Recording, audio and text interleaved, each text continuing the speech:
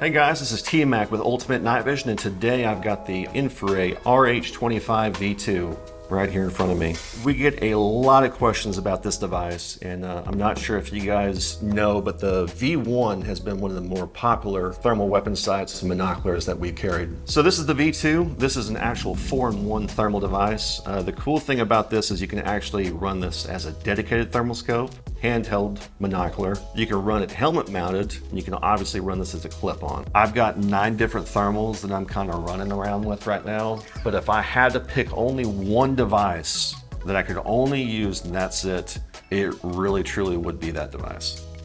It really would be, because it does 4 things unbelievably well. Use it as a helmet mounted thermal binocular. It gives you that option. If you're just using this as a handheld scanner, maybe one day you want to add, a helmet, you got a PVS 14, you already have the kit that can go on the helmet. The most questions we get asked on the RH25 V1 and V2 is how well does this truly work as a clip-on device? I would run the V1 typically between 1 to 3x on a day optic. That's what typically gave me the best image quality in that LPVO setting. The V2, on the other hand, I have been able to run this all the way from a 1 to 4, sometimes to a 1 to 6. I really feel like at 5x power, I'm still able to get a very, very good sight image quality on this device. I can tell a huge difference in the sensitivity versus the V1. I mean, a big difference between that. You're talking about on the V1 35 thermal sensitivity versus sub 15 on the V2. I mean, this really does, if you compare the two, the first thing obviously you're gonna see is just the size of the display compared to the V1. I mean, that's gonna be the first thing that pops out at you. Number 2, the higher resolution between this and the V1. This is a 1440 by 1080 HD display.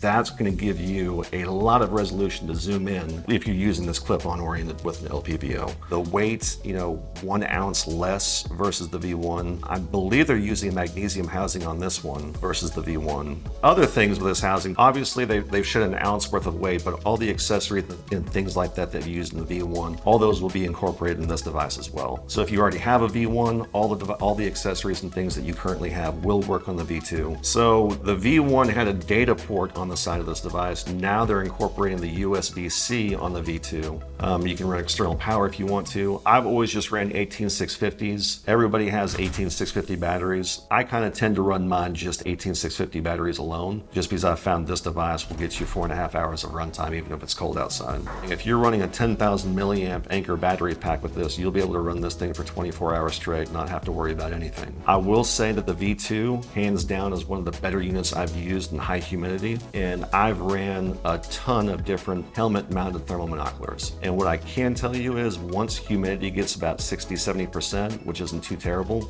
these devices will work okay.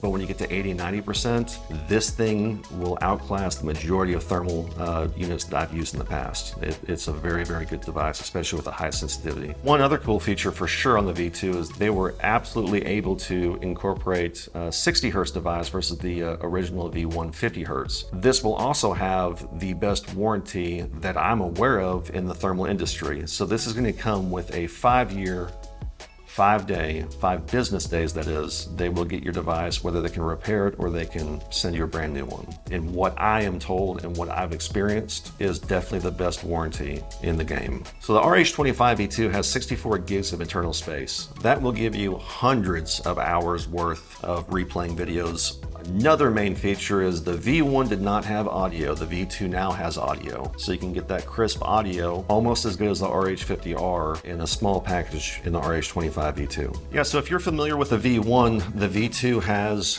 the exact same button layout, but what you'll notice is the raised menu buttons. So if you're out in the dark or anything like that, you can definitely feel one's going to be higher than the other two. So that's going to be pretty beneficial, especially if you're running this on a helmet system. So how the layout on these buttons are going to work, obviously the bottom button is going to be your camera and record button. The raised button is the menu setting, and then your power button. And here's one reason why this is one of the most popular devices out there. This is on a Wilcox G24 helmet mount RQE bridge.